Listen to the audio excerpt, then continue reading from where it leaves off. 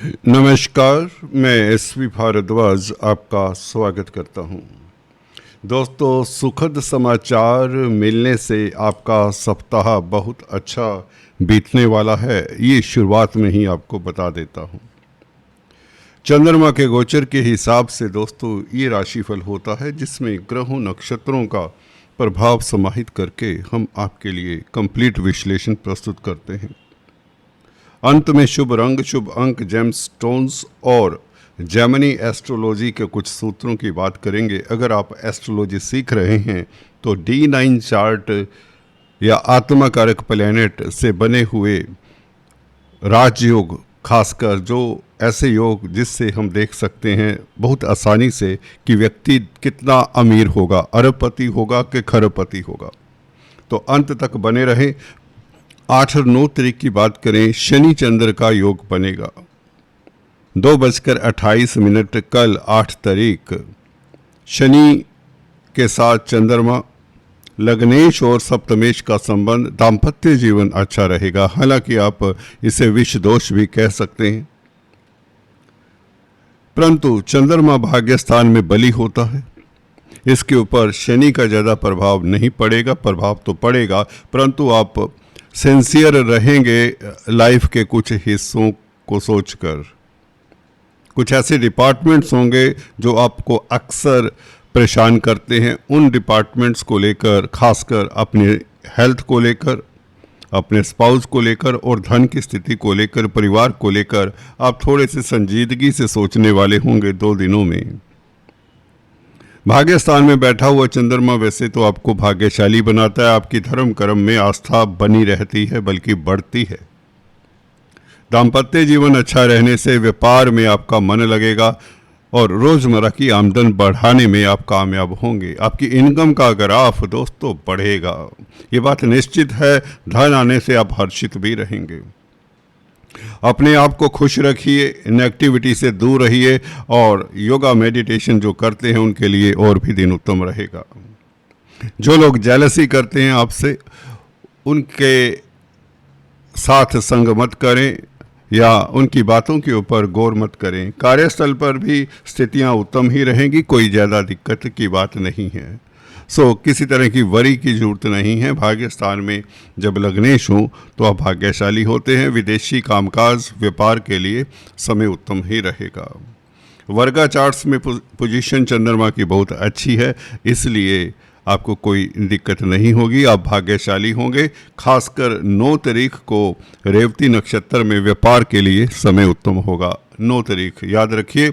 अगर आप कमीशन का कामकाज करते हैं तो धन की स्थिति बेहतर होगी, धन आता ही रहेगा। मल्टीनेशनल कंपनीज में कामकाज करते हैं तो स्थितियां बेहतर रहेंगी। कंप्यूटर आईटी लाइन के क्षेत्र में है, प्रिंटिंग स्टेशनरी का कामकाज करते हैं, शेयर स्टॉक मार्केट में कामकाज करते हैं तो बेहतर रहेगा। वैवाहिक जीवन की बात करें, जैसे कि बताया, दाम्पत्य जीवन आपका सुखद रहेगा। मेष राशि का चंद्रमा लगन का मालिक, कैरियर के भाव में, कैरियर को लेकर कोई सफलता, कोई सुखद समाचार मिलने के योग बनते हैं 10 और 11 तारीख को। खासकर 11 तारीख को ये निश्चित है, कैरियर से आपको लाभ होता है। कामकाज अब जो भी करते हैं, कुछ भी कार्य आपका हो सकता है, उससे लाभ होगा, क्योंकि 11 तारीख को भरनी नक्षत्र में चंद्रमा अति श्रेष्ठ रहेगा। आपके दाम्पत्य जीवन की बात करें तो दाम्पत्य जीवन आपका सुखद रहेगा। लव लाइफ उत्तम रहेगा। प्रियतम प्रेयसी के साथ समय बिताकर आप हर्षित महसूस करेंगे। बात करते हैं छात्रों की। छात्रों के लिए समय श्रेष्ठ रहेगा। 10-11 तारीख को पढ़ाई में मन लगेगा। जी हाँ दोस्तों, आपके एफर्ट्स की आपके पेरेंट्स कदर करेंगे। आप खुश रहेंगे परिवार के साथ। स्वास्थ्य की बात करें, 10-11 तारीख को हेल्थ आपकी शानदार रहेगी। अगर हम 12-13-14 तारीख की बात करें, 12 तारीख चंद्रमा 5:30 बजे 11वें भाव में होगा। ये 2.5 दिन कैसे रहते हैं? अगर आपके पारिवारिक लाइफ से शुरू करें तो आपका पारिवारिक लाइफ, फैमिली लाइफ उत्तम रहेगा। जब राशिपति 11वें भाव में हो तो आपकी कामनाएं, आपकी इच्छाएं परवान चढ़ती हैं या पूर्ण होती हैं। कोई इच्छा आपकी परिवार को लेकर कोई है, कुटुंब को लेकर, तो वह इच्छा पूर्ण हो सकती है। कैरियर रोजगार की बात करें, कैरियर में तरक्की की संभावनाएं, कैरियर में सफलता के योग। अगर आप कॉम्पिटिटिव एग्जाम्स दे रहे हैं तो बेहतर रिजल्ट। जॉब में आपको मनवांछित सफलता मिलेगी, बॉस आपके कार्यों की सराहना करेगा। अगर आप सरकारी क्षेत्र में हैं तो भी दिन बहुत उत्तम रहेगा, क्योंकि सूर्य अपनी राशि में सेकंड हाउस में है।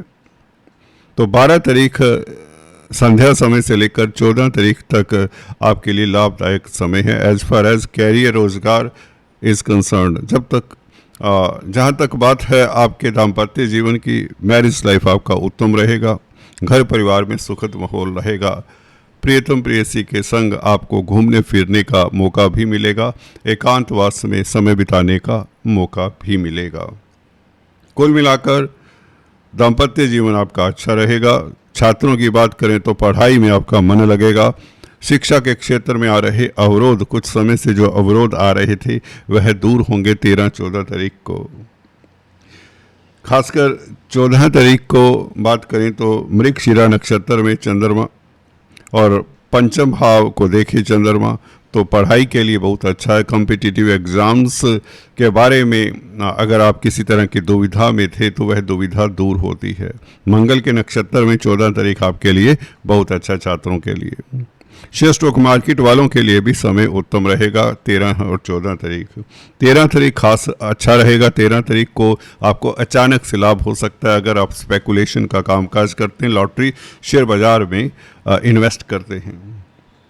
सेहत आपकी अच्छी रहेगी। सेहत को लेकर आप किसी तरह की चिंता में नहीं रहेंगे। हाँ, small infections can crop up, उनका ख्याल रखें, खासकर खान पान के ऊपर या स्टमक का अपना ध्यान रखें। फिर भी लव लाइफ आपका उत्तम रहेगा। कुल मिलाकर आपके पूर्व पुण्य साथ देंगे। 13-14 तारीख को कोई शुभ समाचार मिलने के योग बनते हैं। रोहिणी नक्षत्र में 13 तारीख खास आपके लिए बेहतर होगा। आपको मित्रों का साथ भी मिलता रहेगा। अगर आप किसी तरह के प्रोजेक्ट के ऊपर काम कर रहे हैं तो उसमें आपको अच्छी खासी सफलता मिलेगी। कोई प्लानिंग कर रहे हैं कुछ अपने भविष्य को लेकर, नौकरी को लेकर या स्टडीज़ को लेकर, अगर छात्र हैं तो स्टडी के बारे में ही प्लान करेंगे, तो आपकी प्लानिंग सिरे चढ़ती है 13 और 14 तारीख की मन। ये 2 दिन बहुत उत्तम रहेंगे। सप्ताह चंद्रमा क्योंकि उच्च का होगा, लग्नेश उच्च का हो तो हेल्थ भी अच्छी रहती है। इन्फेक्शंस के ऊपर आपका कंट्रोल रहेगा या इम्यूनिटी आपकी अच्छी रहेगी शरीर की। आपको ख्याति भी मिलेगी जिस भी सर्कल में हैं, जो भी करते हैं आप। जनरल हालात आपके बहुत बेहतर रहेंगे, प्रसन्न रहेंगे और फैमिली के साथ संध्या समय डाइन आउट जाने का मौका मिलेगा। लव रिलेशंस आपके परवान चढ़ेंगे, ये बात भी निश्चित है। तो ये चंद्रमा उच्च का आपके ख्वाब पूर्ण करता है। बूढ़े से लेकर बच्चे तक सभी वर्ग के जातकों के लिए ये चंद्रमा लाजवाब होगा। ये 2.5 दिन आपके लिए इस सप्ताह के यादगार। रोज़गार करते हैं, नौकरी करते हैं, बिजनेस करते हैं, छात्र हैं, महिलाएं हैं, सीनियर सिटीजन्स हैं, सभी के लिए ये 2.5 दिन अति श्रेष्ठ हैं। गुरु के साथ चंद्रमा दोस्तों 8:02 पर 15 तारीख को जा मिलेगा।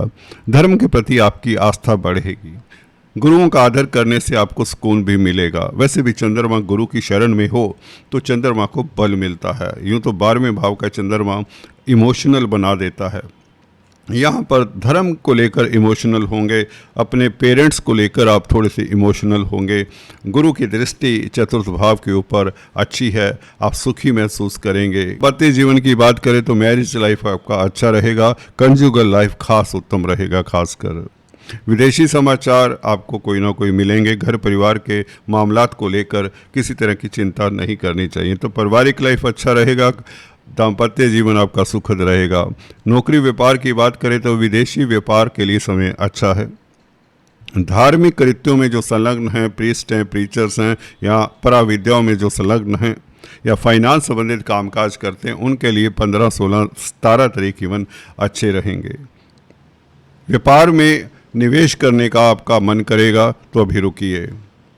जब तक मंगल 13 तारीख से यहाँ पर आते हैं और नक्षत्र उनका अच्छा होता है, उसकी चर्चा हम मंगल के राशि परिवर्तन में करेंगे, कब आपको निवेश करना चाहिए। हालांकि 16 तारीख से स्थितियां बेहतर हो जाती हैं।